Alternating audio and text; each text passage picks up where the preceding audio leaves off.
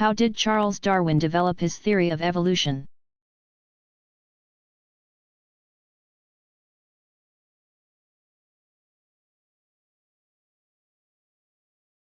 The English naturalist Charles Darwin, 1809 to 1882, was attending Cambridge when, through a friend, he gained appointment as naturalist aboard the HMS Beagle. The around-the-world voyage began in 1831, and Darwin was able to gather data on flora, fauna, and geology in the world's southern lands, the South American coasts, the Galapagos, the Andes Mountains, Australia, and Asia. The trip lasted into 1836, and in the years that followed Darwin published and edited many works on natural history, though none of them put forth his theory of evolution. It's interesting to note that Darwin's paternal grandfather, Erasmus Darwin (1731 to 1802), was a physician, botanist, and poet, who in 1803 wrote verse that he titled, "The Temple of Nature, or the Origin of Society," which anticipated the theory of evolution that his grandson would put forth. Encouraged by Sir Charles Lyell, 1797 to 1875, who is considered the father of modern geology, Charles Darwin wrote out his theory. Coincidentally, he received the abstract of an identical theory of natural selection, formulated by English naturalist Alfred Russel Wallace, 1823 to 1913, who had arrived at his conclusions independently of Darwin. Wallace had made his formulation of evolution based on his study of comparative biology in Brazil's Amazon River and the East Indies, Malay Archipelago. In 1858 Darwin published both his work as well as the abstract written by Wallace. The following year he backed up his theory in On the Origin of Species by Means of Natural Selection,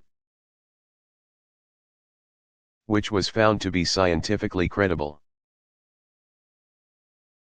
It was widely read by the public, which snatched up so many copies that the first printing of the first edition sold out in only one day. Darwin added to this work with The Descent of Man in 1871. What Darwin put forth was that all life originated with a simple primordial protoplasm, the fundamental material of which all living things are composed. In his theory of natural selection, Darwin posited that those species that are best adapted to the environment are the species that survive and reproduce, while organic evolution and natural selection had a profound impact on the world of science, which further studied and supported the concepts. They jarred much of the religious community and created a controversy. Creationists, who believe the origin story put forth in the Bible, the story of Adam and Eve in the Garden of Eden, objected to Darwin's theories. Debate between evolution and creationism ensued, most notably in the so-called Scopes monkey trial of July 1925, Dayton, Tennessee. Public school teacher John T. Scopes, 1900 to 1970, was charged with violating a state law that prohibited the teaching of evolution. He was defended by one of the most acclaimed attorneys of all time, Clarence Darrow, 1857 to 1938. But the prosecution was led by another prominent lawyer, William Jennings Bryan, 1860 to 1925, and Scopes lost the case. But Scopes was later released on a technicality. The law was eventually repealed, in 1967. Though scientific research has largely substantiated the theory of evolution described by Charles Darwin, the theory of creation still has its followers, mostly religious fundamentalists.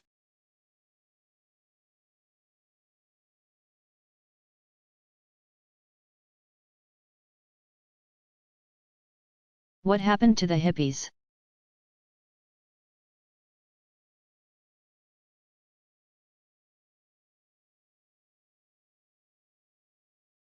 The conflict in Vietnam ended, flower children grew older. Drugs took their toll on some, and by 1980 there was no such thing as free love. Still, a few continued to lead an alternative lifestyle. While at the opposite end of the spectrum others bought back into the establishment. Still others adapted their flower child beliefs to the ever-changing world around them and got on with their lives. Working at jobs and raising children in the most socially and politically conscious way possible.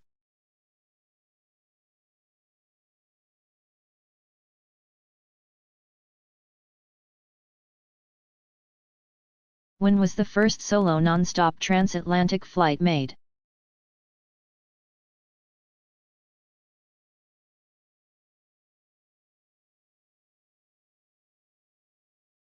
It was in 1927, on May 21, at 10:24 p.m. American Charles A. Lindbergh, 1902–1974, landed his single-engine monoplane, the Spirit of St. Louis, at Le Bourget Airfield, Paris, after completing the first solo non-stop transatlantic flight. Lindbergh, declining to take a radio in order to save weight for an additional 90 gallons of gasoline, had taken off in the rain from Roosevelt Field, Long Island, New York. At 7:55 a.m. on May 20, the plane was so heavy with gasoline, a total of 451 gallons of it, that the Spirit of St. Louis had barely cleared telephone wires upon takeoff. Lindbergh covered 3,600 miles, about a third of it through snow and sleet, in 33 hours, 29 minutes. He won a $25,000 prize, which was offered in 1919, and became a world hero hailed as the Lone Eagle. His autobiography, titled The Spirit of St. Louis, published 1953, won the aviator the Pulitzer Prize.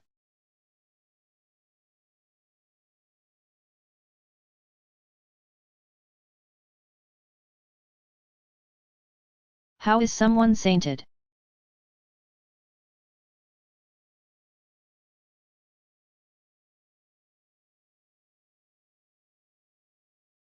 Criteria for sainthood, also called canonization, are leading a holy life, conducting miracles, and suffering or even dying because of one's faith, martyrdom. The Catholic Church keeps a list of saints, from which certain names were dropped in 1969 since their inclusion could not be justified by history.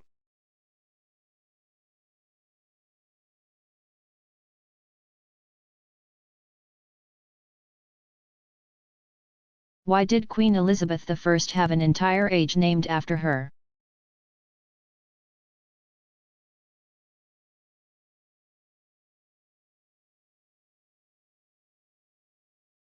Ascending the throne in 1558, Queen Elizabeth, 1533–1603, remained in power until 1603, a 45-year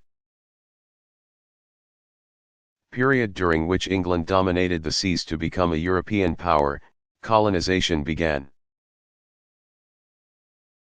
with Sir Walter Raleigh, 1554–1618, and others establishing British settlements in North America. Culture flourished, with the likes of William Shakespeare, 1564–1616, Christopher Marlowe, 1564–1593. And Sir Edmund Spenser, 1552–1599, producing literary masterpieces, and industry and commerce boomed. This was the Elizabethan age, one of England's high water marks. One of the most well-known events of Elizabeth's reign was England's defeat of the Spanish Armada in July–August 1588. This event has an interesting twist. The only child of Henry VIII, 1491–1547, and his second wife, Anne Boleyn, c. 1507–1536, Elizabeth had succeeded her half-sister Mary Tudor, 1516–58, as queen. In the summer of 1588, the invincible Spanish fleet, which was headed for invasion of England, had been dispatched by none other than Spain's Philip II, 1527–1598, Mary Tudor's former husband. Though the English were severely outnumbered, having only 34 ships to Spain's 132.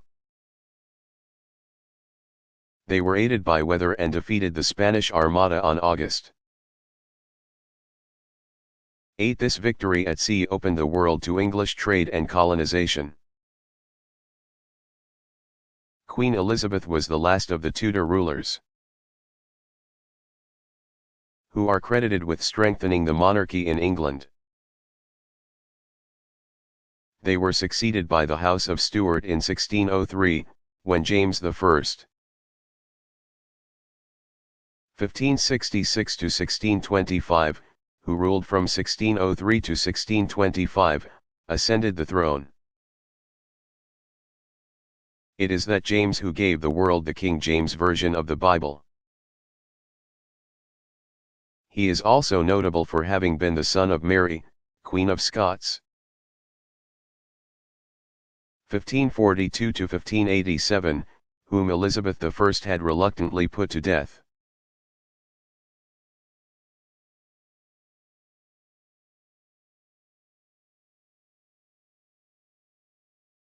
What is D-Day?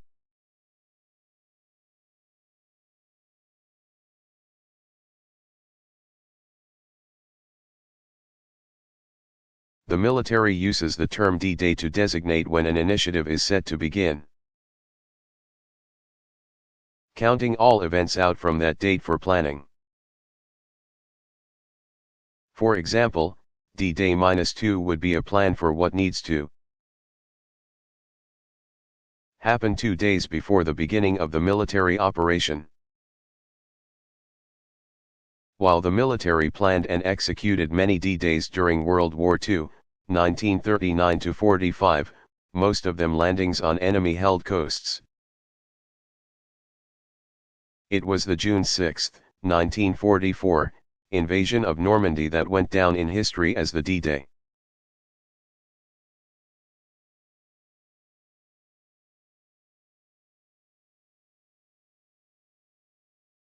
Why did the auto industry boom in the post-war era?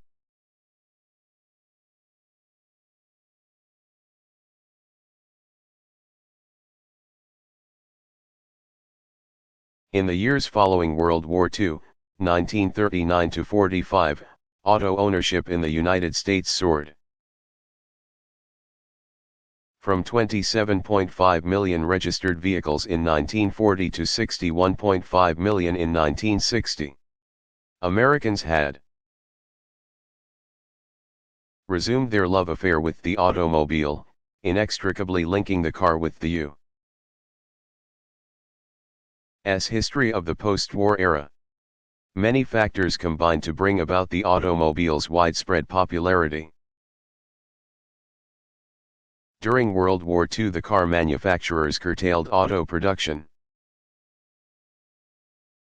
converting factories to military production and turning out some $29 billion in materials, including trucks, jeeps, tanks, aircraft, engines, artillery, and ammunition. With the conflict ended, automakers stepped up production to fulfill the unmet demand of the war years, and soon found themselves working to meet new demand, created by an increase in consumer spending and the growth of the suburbs. The overall prosperity of the late 1940s and 1950s produced a new spirit of consumerism. Government regulations, brought about through the efforts of the labor unions, resulted in increased wages and improved benefits, meaning Americans, for the most part, had more disposable income. Advertisers took advantage of the new medium of television to reach wide and eager audiences. The housing industry, largely dormant during World War II, built new neighborhoods around the edges of American cities, making the automobile a necessity rather than a luxury. The Big Three, GM, Ford, and Chrysler, increased capacity to meet the tremendous demand, setting new records for production in 1949 and 1950. By 1960, more than 3 out of every 4 American families owned at least one car. The infrastructure raced to keep pace with a nation on wheels. Superhighways were built, covering some 10,000 miles of road. Motels and fast food restaurants went up along roadsides, and shopping centers were built outside city centers. While imports would challenge the American automakers in the decades to come, it was the U.S. manufacturers that defined the post-war era.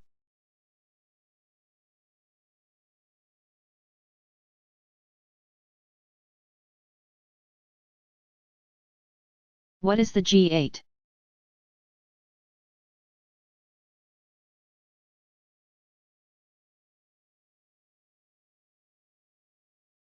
It is the Group of Eight, an annual meeting of the world's leading industrial democracies. Canada, France, Germany, Italy, Japan, Russia, the United Kingdom, and the United States. It began as the Group of Six, with the 1975 conference in France, where representatives of 6 nations, France, Germany, Italy, Japan, the United Kingdom, and the United States, met to discuss international economic and political issues. The goal of the meeting was to shore up cooperation on matters of concern to the member nations. Canada joined the group in 1976 and Russia in 1994, though the nation did not participate fully in the sessions until 1998. Hosting responsibilities rotate among the 8 member countries. In 2004, the United States hosted the 30th meeting, on an island off the coast of Georgia. Among the agenda items were the training of international peacekeepers, setting up a global initiative to develop a human immunodeficiency virus, HIV, vaccine, and developing a plan to end famine in the Horn of Africa, easternmost Africa, including Somalia, Ethiopia, and Djibouti. By 2009, the leaders and representatives of non-G8 countries were invited to participate in discussions relevant to them.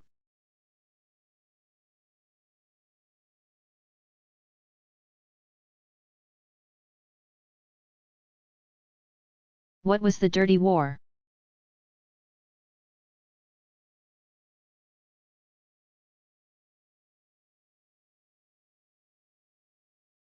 This is the name that has been given to a troubling chapter in Mexico's recent history. In the late 1960s and early 1970s, thousands of left-wing reformists were killed in Mexico.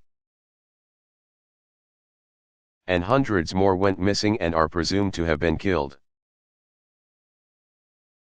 After the 2000 election of reform-minded President Vicente Fox, 1942, the human rights abuses of Mexico's Dirty War era at last were being investigated.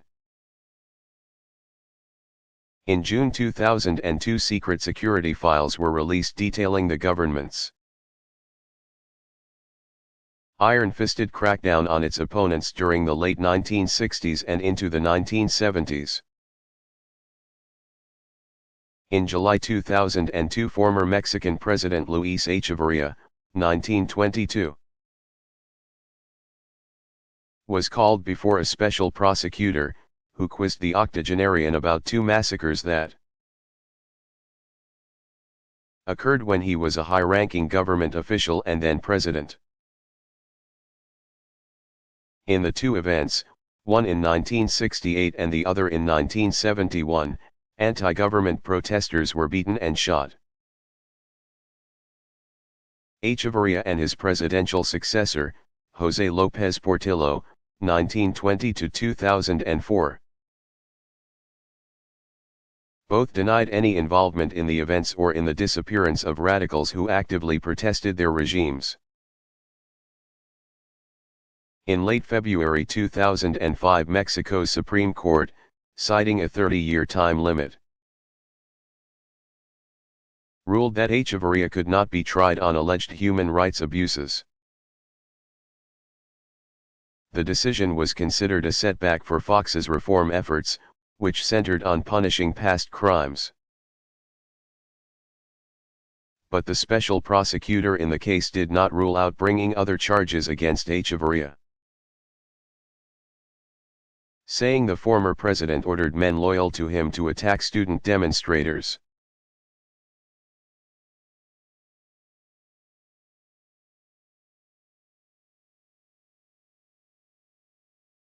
What was the Johnstown flood?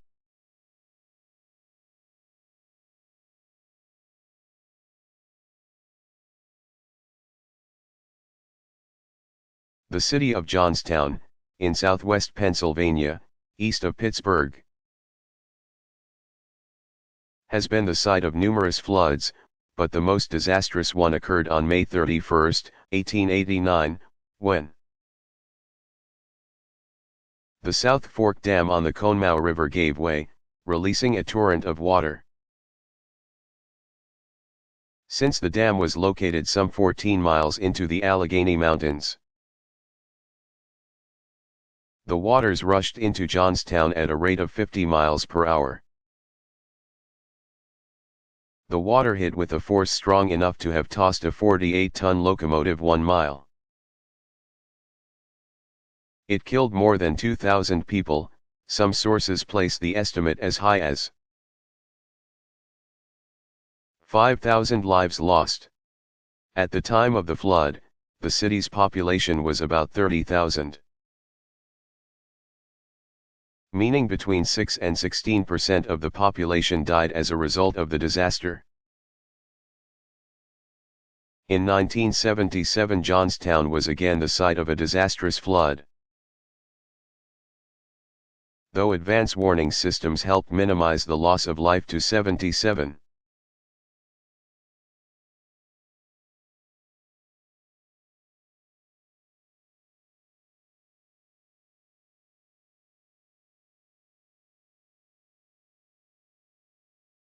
Did Marie Antoinette really say, "Let them eat cake"?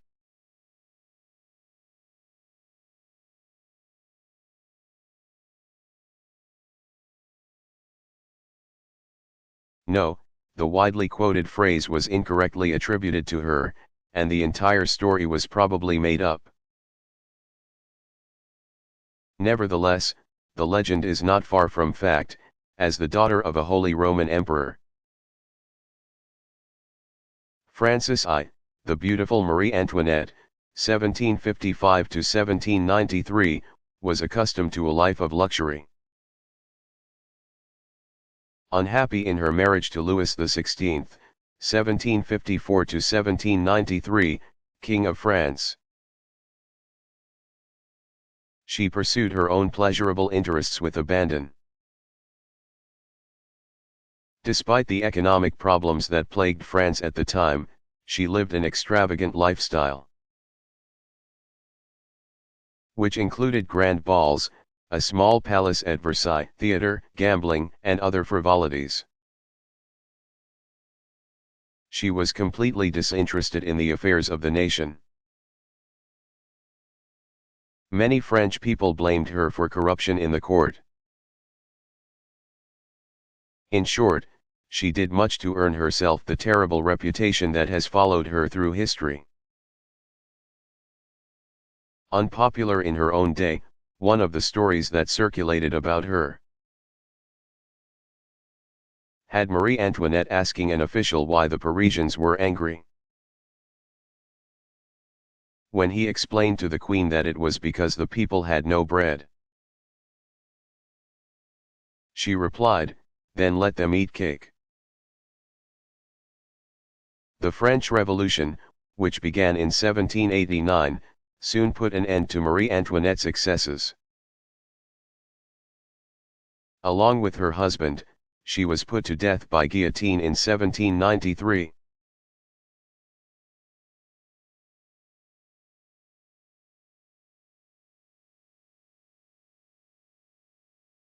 What was the 100 Years' War?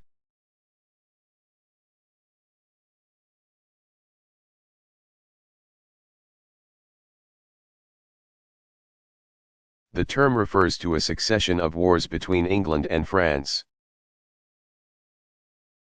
The fighting began in 1337 and did not end until 1453. However, the period was not one of constant warfare.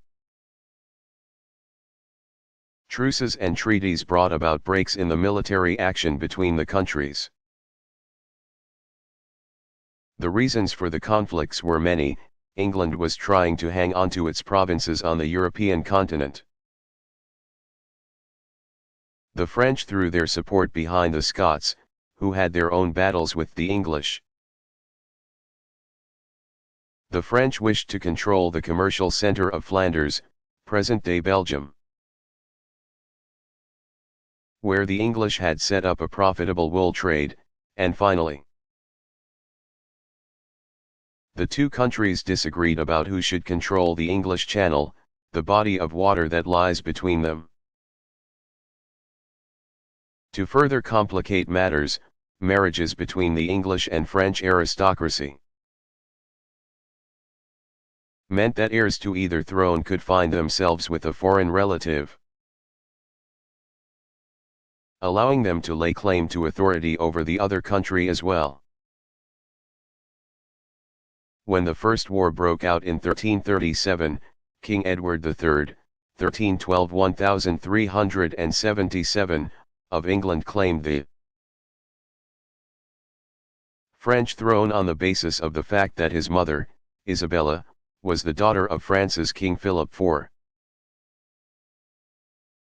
Called Philip the Fair, 1268–1314, and the sister of three French kings. Over the course of the next century, even though England won most of the battles and for a brief time controlled France, 1420–22, it was the French who ultimately won the war in 1453. England lost all its territory on the continent, except Calais, which was also later taken by the French, in 1558.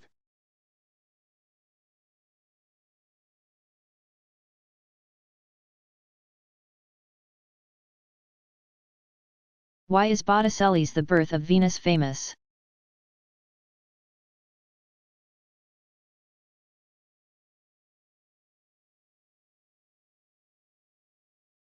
This immediately recognizable painting, c.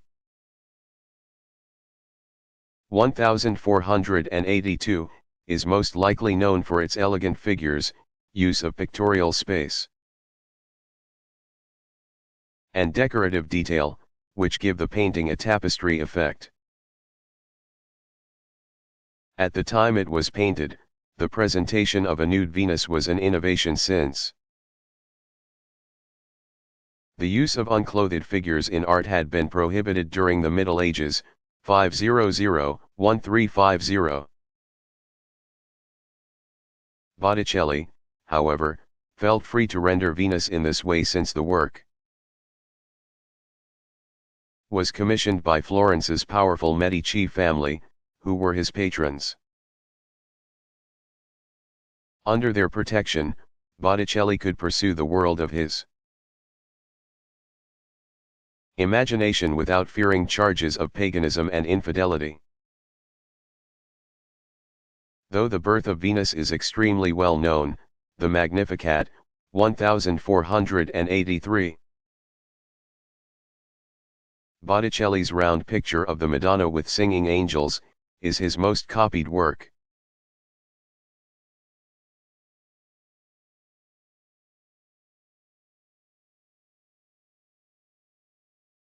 What were the rights of man?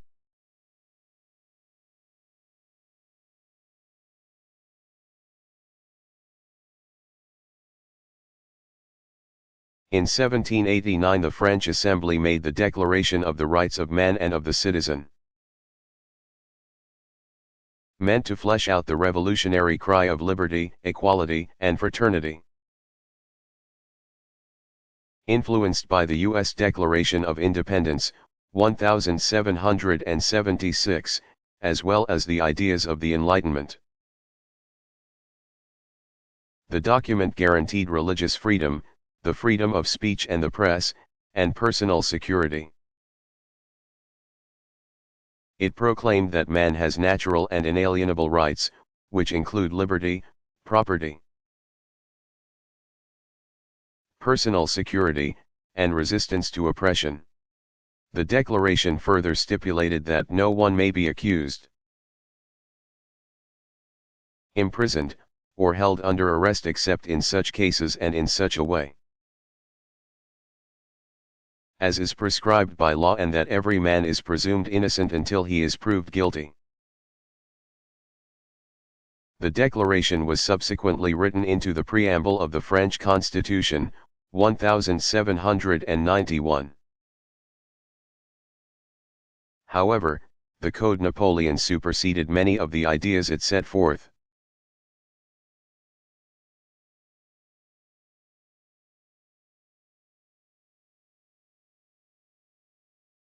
When did rail service in the United States reach from coast to coast?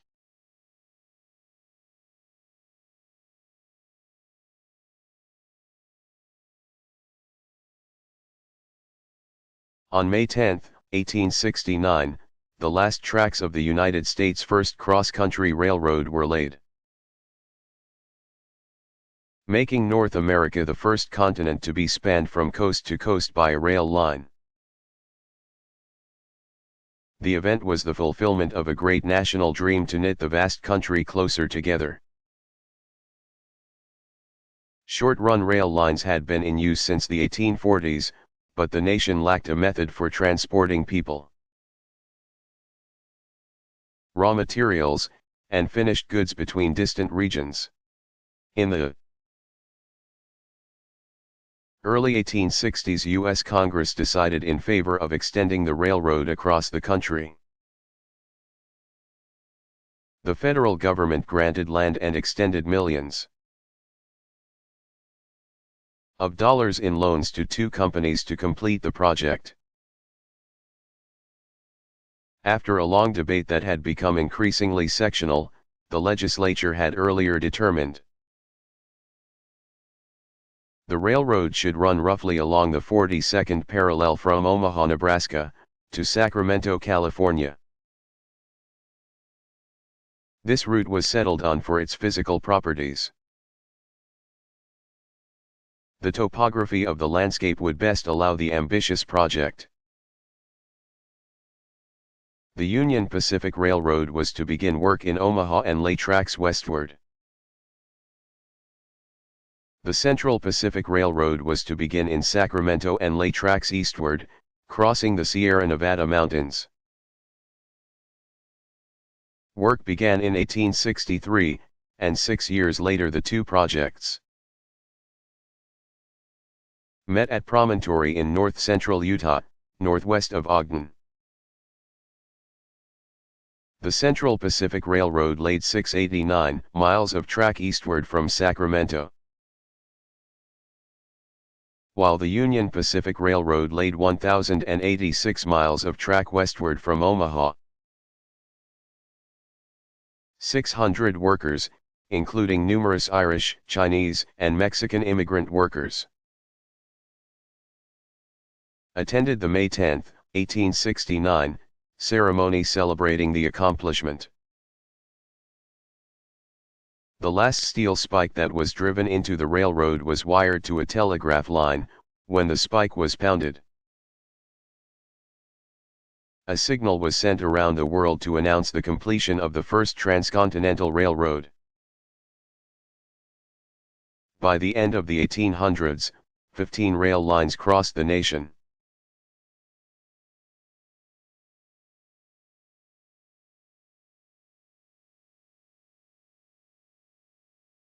How old is the World Wide Web?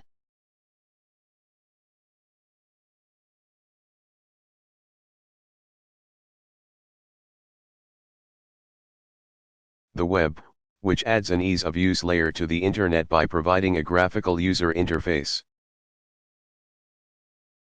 GUI, was developed in 1990 by English computer scientist Tim Berners-Lee. 1955, who wrote the web software at the CERN Physics Laboratory near Geneva, Switzerland. Berners-Lee wrote a program defining hypertext markup language, HTML. Hypertext Transfer Protocol, HTTP, and Universal Resource Locators, URLs. The web became part of the Internet in 1991 and has played a major role in the growing popularity of the International Computer Network, making information more accessible to the user via multimedia interfaces, which allow the presentation of graphics, formatted text and hyperlinks, photos, and illustrations, as well as streaming or downloadable audio and video.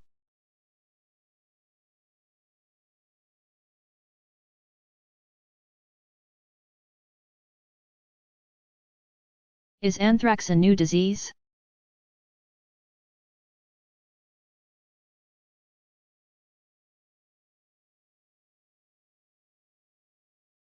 No, the disease dates back thousands of years, at least to biblical times. But its potential use as a bioterrorism weapon is relatively recent. Anthrax is caused by the Bacillus anthracis bacterium, spores that can survive in soil for years. It is mainly a disease of grass-eating livestock. But humans who work with herd animals may become infected through exposure. In humans, anthrax occurs as a cutaneous, skin, form, as a pulmonary, inhaled form, or as an intestinal infection after the consumption of contaminated meat. The fifth and sixth plagues on Egypt, as described in Exodus chapters 9, the pestilence, and 10, the boils, are consistent with anthrax in livestock and humans. In the late 1800s, scientists made several important discoveries regarding anthrax. The anthrax germ, Bacillus anthracis, was the first germ linked to a particular disease. In 1881, French scientist Louis Pasteur developed an inoculation to protect animals from the disease. Anthrax emerged as a potential weapon of bioterrorism during the 20th century. Several countries, including the United States, the United Kingdom, Germany, Japan, Iraq, and the former Soviet Union experimented with the bacterium. Beginning in the 1990s, U.S. troops headed for combat in the Persian Gulf were vaccinated for anthrax.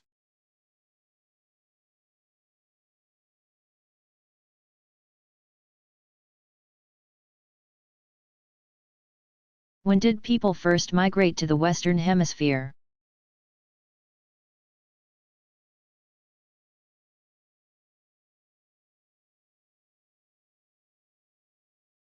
From Europe's discovery of the American Indian at the end of the 15th century to the present. The questions of who the Native American populations are and how they came to the Western Hemisphere, North and South America and the surrounding waters, have intrigued scholars, clergymen, and laymen. The advancement of anthropology has yielded some answers. Since no skeletal remains of a human physical type earlier than Homo sapiens have yet been found in the Americas, researchers have concluded that the continents were settled through migration. Many scholars believe that Asians came to America during two periods, the first, between 50,000 and 40,000 BC, and the second, between 26,000 and 8,000 BC. They are believed to have come by way of a great land or ice bridge, Beringia, over the Bering Strait, between Asia, Russia, and North America, Alaska. This causeway was covered by water from about 40,000 to 26,000 BC because of a period of melting, which would have prevented passage. Most scholars also agree that there were several discrete, and perhaps isolated, movements of various peoples from Asia to the Americas. The migrations might have been prompted by population increases in the tribes of Central Asia, which impelled some to move eastward in quest of food sources animals. As game moved across the Bering Strait, hunters followed. Over time, population growth caused early man to continue southward through the Americas, so that by 8000 BC there were primitive hunters even in Tierra del Fuego, which forms the southernmost part of South America. Around 5000 BC, the disappearance of large game animals in both North and South America produced a series of regional developments, culminating in the emergence of several great civilizations, including the Inca, Maya, and Aztec.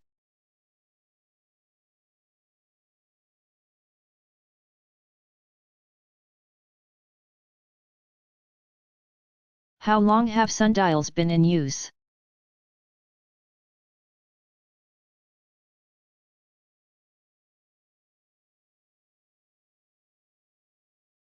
Sundials, which indicate the time of day by the shadow cast by a stick, pin, or other object, usually on a horizontal plate, have been in use since before the 6th century B.C., when both the ancient Chinese and Egyptians used the device to tell time.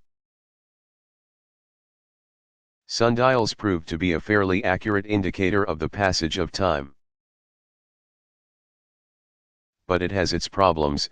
A sundial can be difficult to read. The markings have to be adjusted according to latitude, and the readings differ with the seasons. They remain popular as garden ornaments today.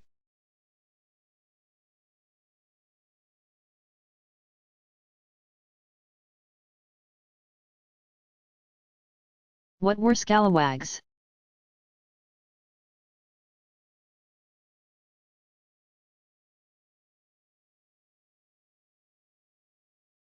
Scalawags was a derogatory term used by white Southerners to refer to those white Southerners who supported or were sympathetic to the goals of the Republican lawmakers during Reconstruction. 1865 to 77, the years of rebuilding that followed the American Civil War, 1861 to 65. The Republican Party was the object of much contempt in the American South during the mid to late 1860s. Congress was dominated by radical Republicans who were able to overturn presidential vetoes to achieve their goals.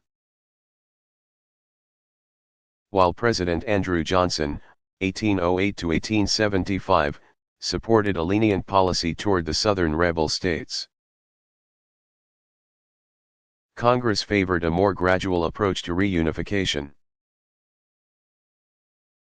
In order to prevent another resurgence in the South, Congress delayed the readmission of former Confederate states until Republican governments could be established in them. Congress was also determined to enact legislation and sponsor constitutional amendments that would extend the rights of citizenship to freed slaves. After 4 years of brutal combat during the war, many Southerners saw fit to side with the Union and with the Republican lawmakers who were determining Reconstruction policy. President Andrew Johnson had proved himself an ineffectual leader, and Congress had mustered enough votes to repeatedly override him. In fact, they impeached him in 1868. Some whites in the South, contemptuously called scalawags, joined with Northern businessmen and politicians, derisively called carpetbaggers, as well as the freed slaves to forge a new South.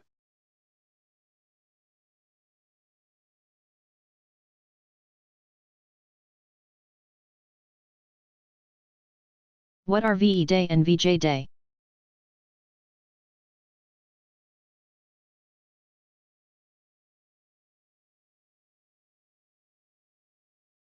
VE Day stands for Victory in Europe Day, and VJ Day stands for Victory over Japan Day.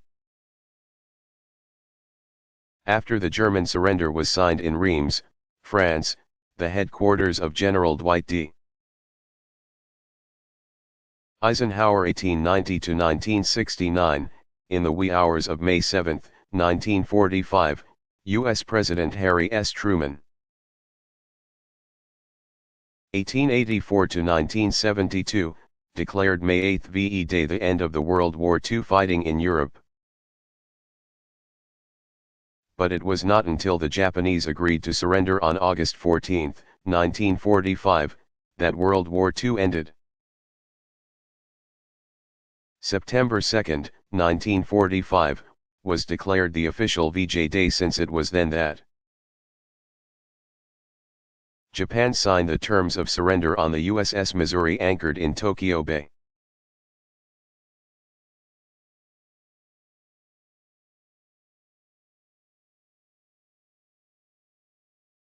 How old is the oldest illuminated manuscript?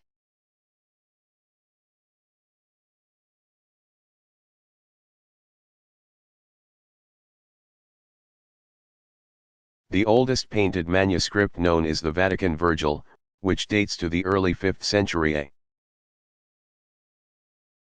D. The content is pagan, representing a scene from Roman poet Virgil's 70 to 19 BC.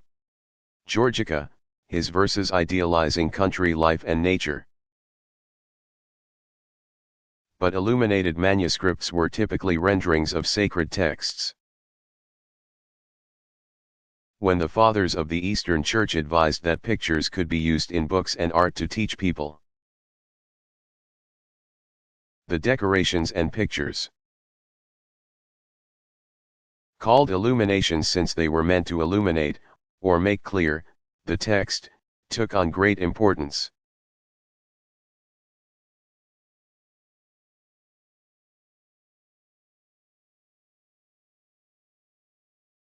Which states were the original 13?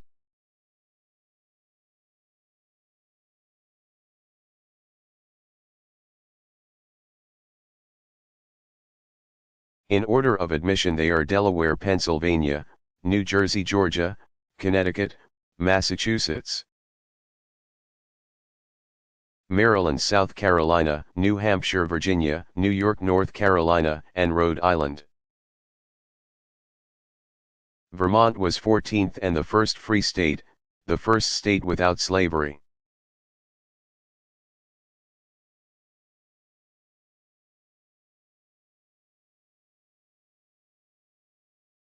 What was the dot-com bubble?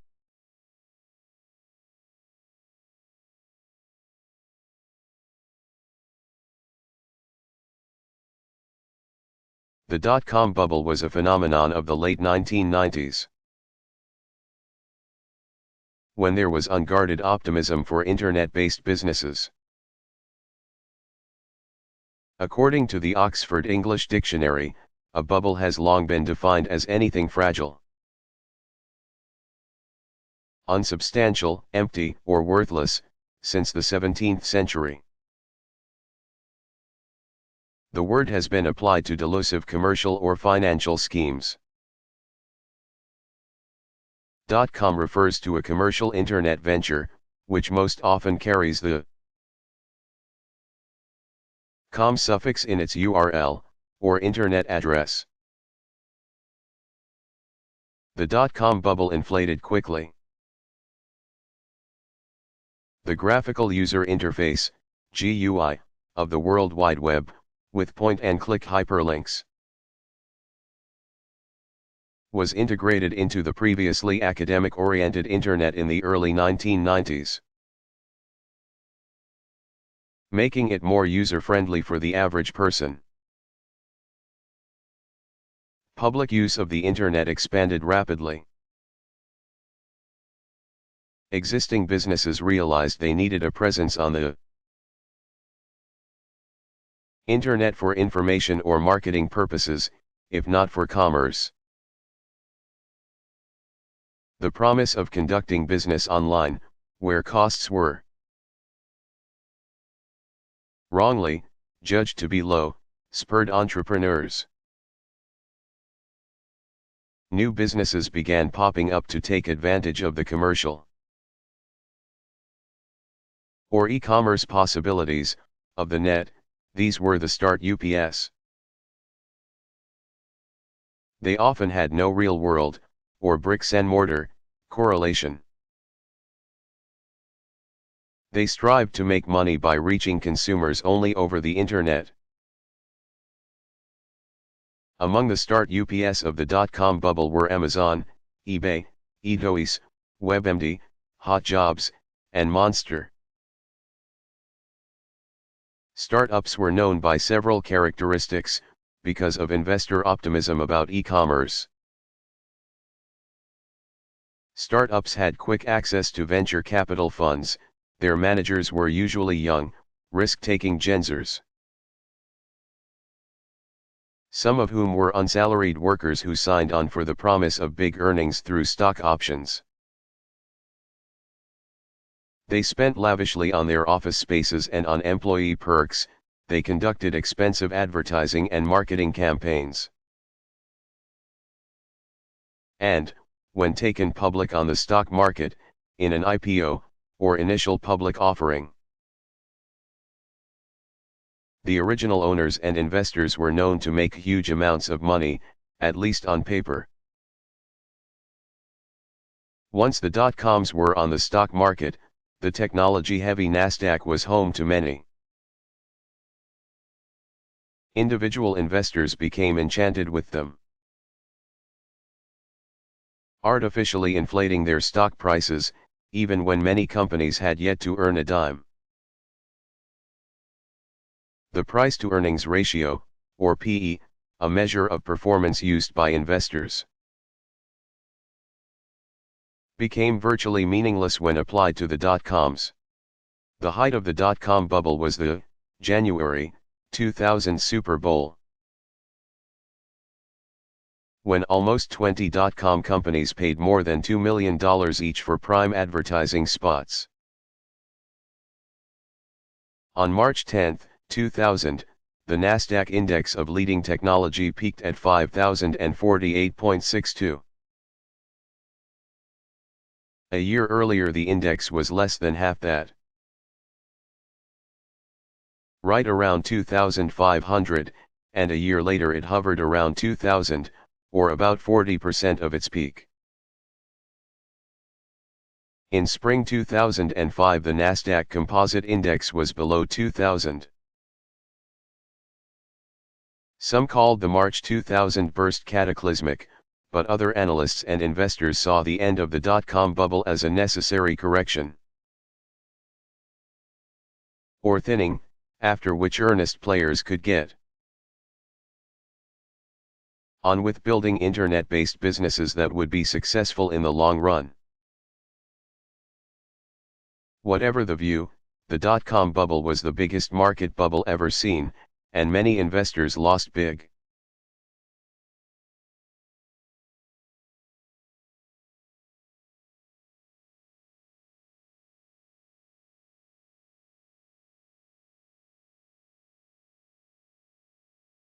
What were the Boer Wars?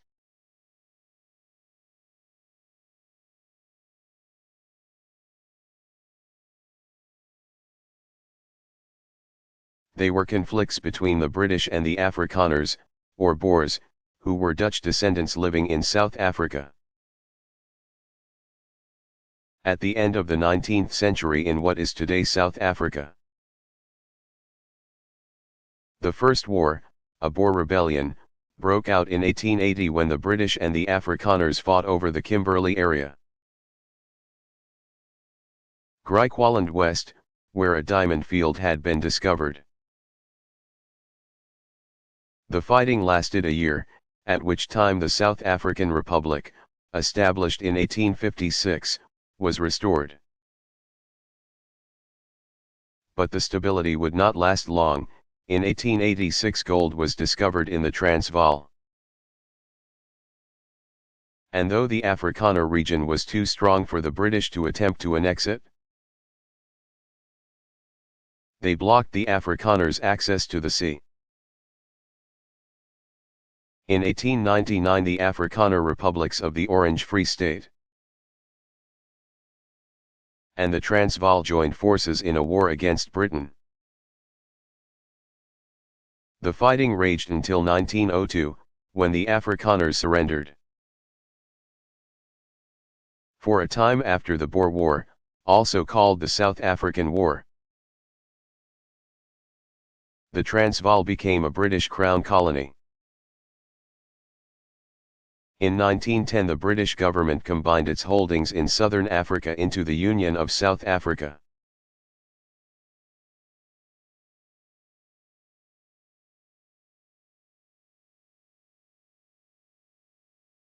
How old is animal experimentation?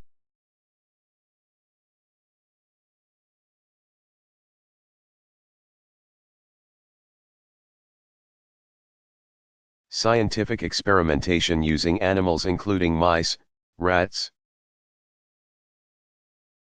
rabbits, guinea pigs, monkeys, and dogs dates back to ancient times. But the practice did not become widespread until the late 19th century. Clinical experimentation, which includes vivisection, surgery on live animals, has yielded benefits to human health. But because it often results in the suffering and death of the animals, many people are against the practice. Tens of millions of animals are used for experimentation in the United States today. Official estimates cite that mice and rats account for some 90% of this number. The practice remains controversial as people grapple with the issues surrounding animal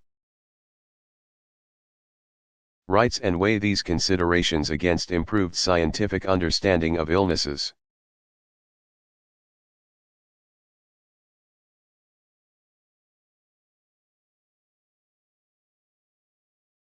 Did Newton invent calculus?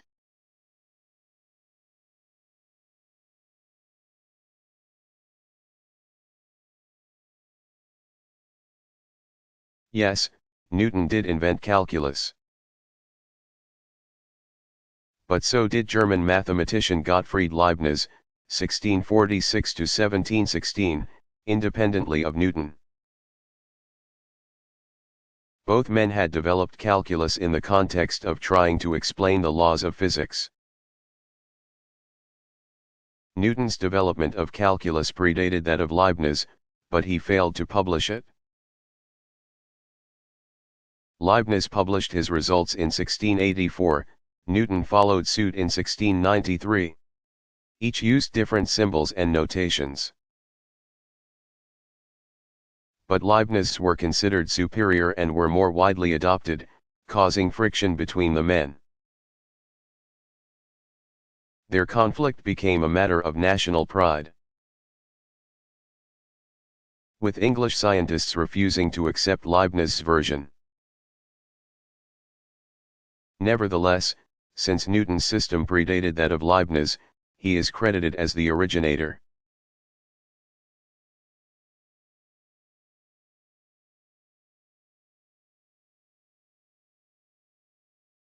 How big is the Harry Potter sensation?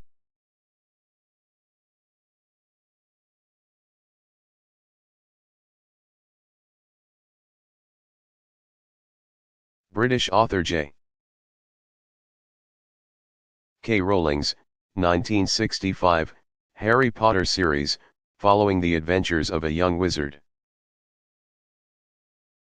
Debuted in 1997 and has been so popular with readers that it set new records in the publishing industry. It also made Rowling one of the wealthiest people in the world. On December 21, 2004, it was announced that the sixth of 7 planned books in the series would be released on July 16, 2005. That volume, titled Harry Potter and the Half-Blood Prince, immediately shot to the top of bestseller lists in the United States and Great Britain, based only on advance orders. The announcement also gave a boost to the stock prices of Rowling's UK and US publishers as well as major book retailers. At that time about 260 million copies of the first 5 books had been sold worldwide. And it was anticipated that the sixth would be the largest selling trade book of 2005. Selling at least 11 million copies in the United States alone. In sizing up the runaway publishing success that is Harry Potter, Steve Riggio, Chief Executive Officer of Barnes & Noble book retailer, said, "Sales from the 5th book grossed as much as a major Hollywood movie in its first week of release." Indeed, that book, Harry Potter and the Order of the Phoenix, was released on June 21, 2003. And became the fastest-selling title in history on the first weekend of its publication. And all Harry Potter books have been #1 bestsellers. These numbers translated to great personal wealth for the British author who, by her own account, had been on the dole when she began planning the series in the mid-1990s. In spring 2004, Rowling made her debut on Forbes magazine's annual list of the world's richest people. Her $1 billion fortune ranked her 552nd on the list of 587 billionaires.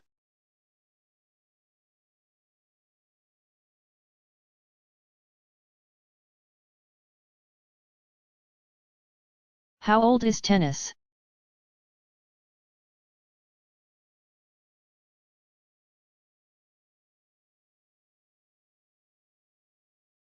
The game is believed to have originated in France, where it was called jeu de paume, meaning game of the palm, in the 1100s or 1200s. Players hit a small ball back and forth over a net using the palms of their hands. The father of modern tennis is English soldier and sportsman Walter Clopton Wingfield. Known as Major Wingfield 1833 to 1912. Who in 1873 published a rule book for lawn tennis and in 1874 patented equipment for the game.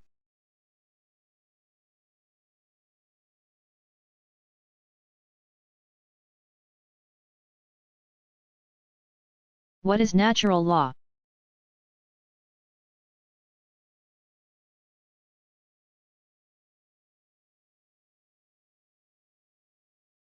Natural law is the theory that some laws are fundamental to human nature, and as such they can only be known through human reason without reference to man-made law. Roman orator and philosopher Cicero, 106–43 BC, insisted that natural law is universal, meaning it is binding to governments and people everywhere.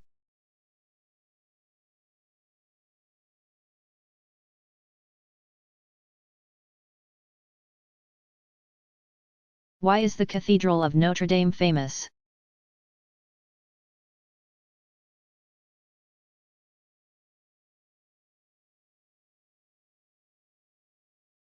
The Paris Cathedral was built using the first true flying buttresses, masonry bridges that transmit the thrust of a vault or a roof to an outer support. The device allowed the structure to achieve a great height, one of the first Gothic churches to do so. Gothic was a medieval architectural style that predominated in Northern Europe from the early 12th century until the 16th century.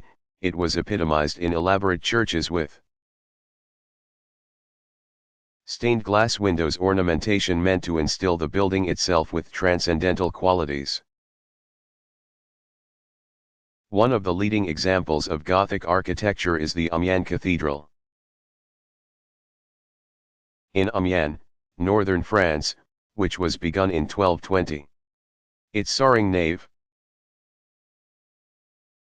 the central area of a church, epitomizes the era's drive for height. The Amiens Cathedral is France's largest.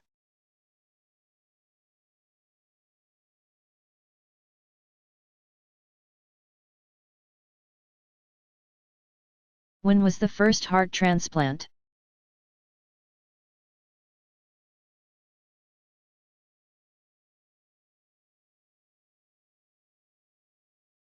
The world's first heart transplant took place on December 3, 1967, in Cape Town, South Africa.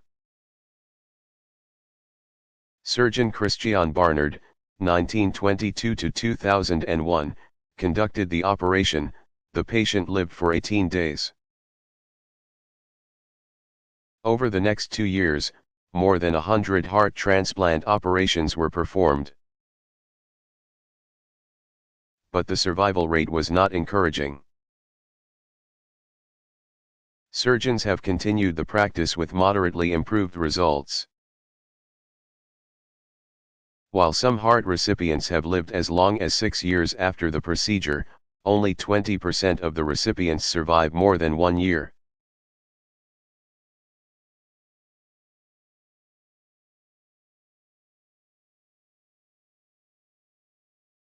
What was the oath of the tennis court?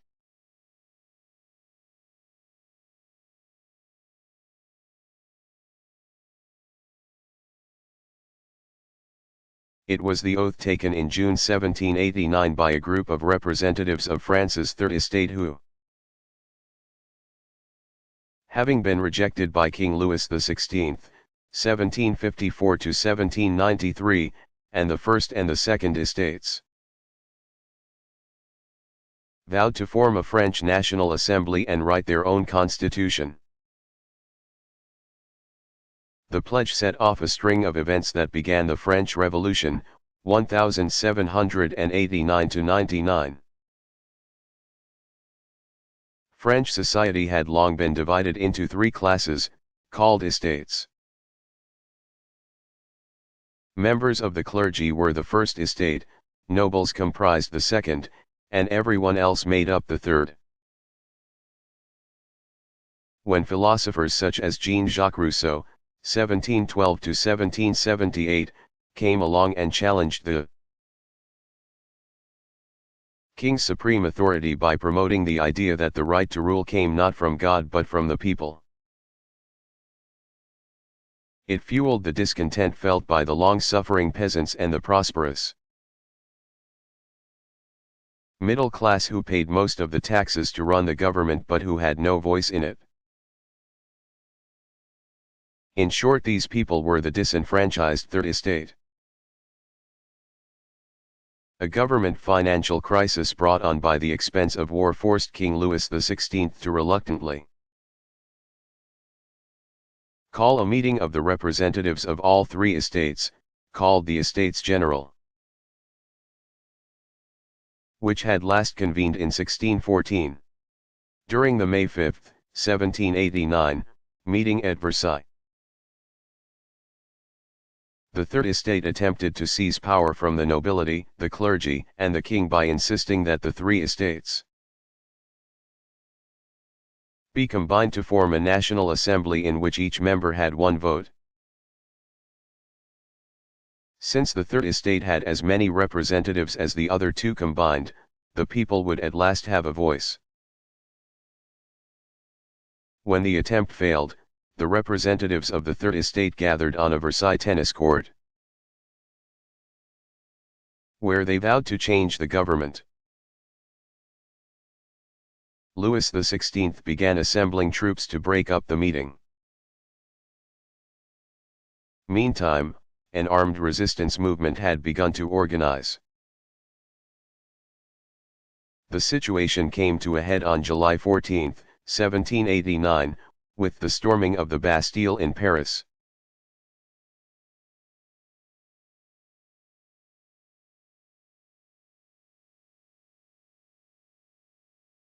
Why was the Battle of Midway important in World War II?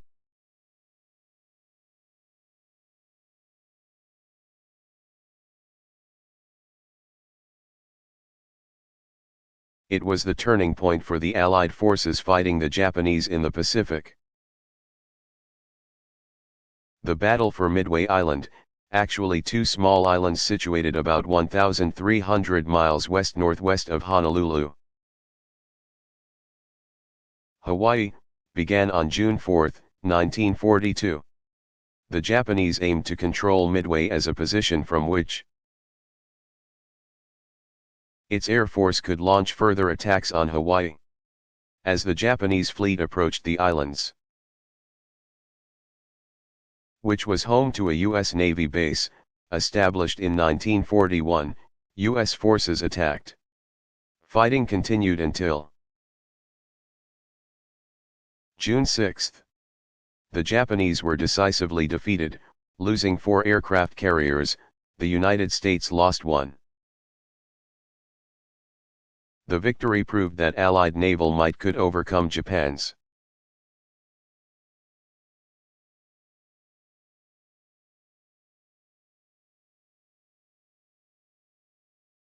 Why did the U.S. government send troops after Pancho Villa?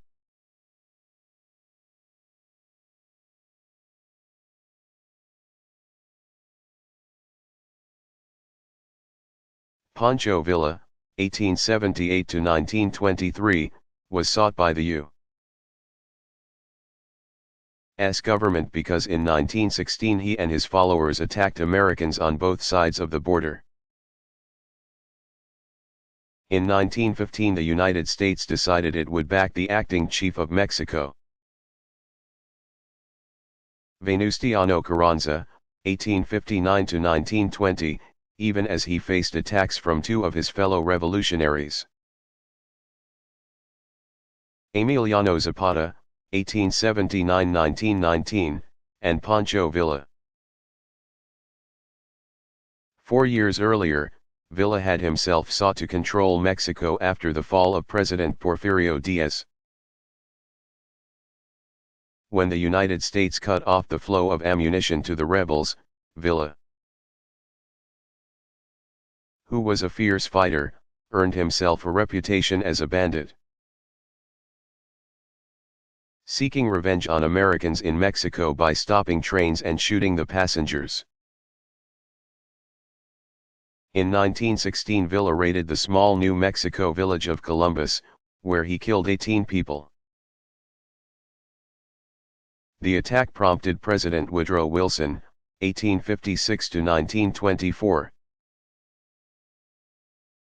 to send U.S. soldiers to hunt Villa down and capture him. Though thousands of men were put on the initiative under General John Pershing.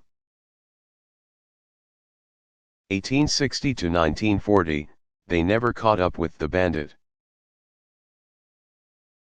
Wilson withdrew the forces from Mexico after the government there expressed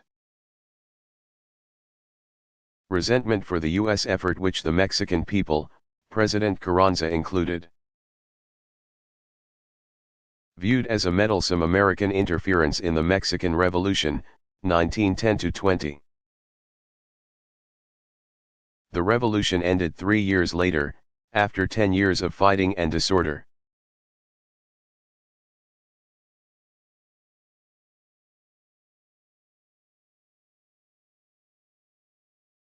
What was the Ptolemaic system?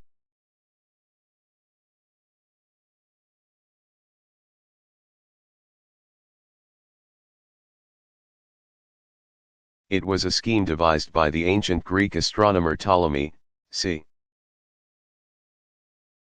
170–c. 100 BC. He proposed a system that placed Earth directly at the center of the universe, with the Sun, the Moon, and the planets all orbiting around Earth. However, Ptolemy observed that the movement of the planets did not match his scheme, and so he added small orbits, called epicicles, to the model to try to make it work. Even though it was erroneous and complicated, the Ptolemaic system was functional enough to make predictions of planetary positions. The system took hold, influencing thinking for 1,400 years.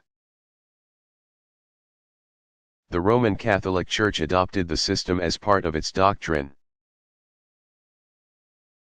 which the church hierarchy held to even when Polish astronomer Nicholas Copernicus, Mikołaj Kopernik, 1473–1543, refuted it in 1543, arguing that the Sun, not Earth, is the center of the universe. In the 1570s, accurate measurements of planet positions that had been taken by Danish astronomer Tycho Brahe, 1546–1601, proved that the Ptolemaic system was inaccurate. But it was not until 1609, when German astronomer Johannes Kepler, 1571–1630, devised a better explanation of planetary orbits, that the Ptolemaic system was put to rest.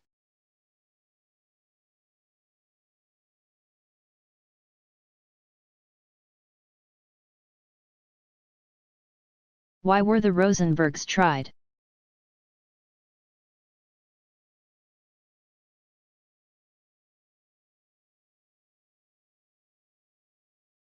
Husband and wife Julius, 1918–1953, and Ethel Rosenberg,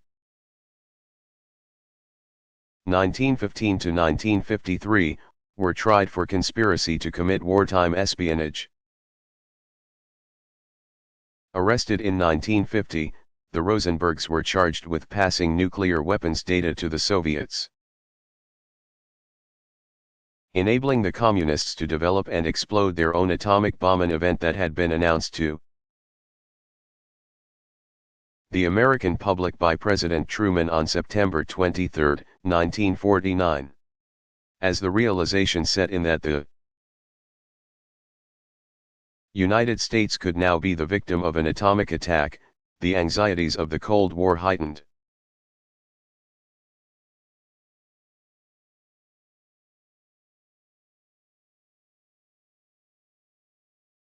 Why was Eleanor Roosevelt called the People's First Lady?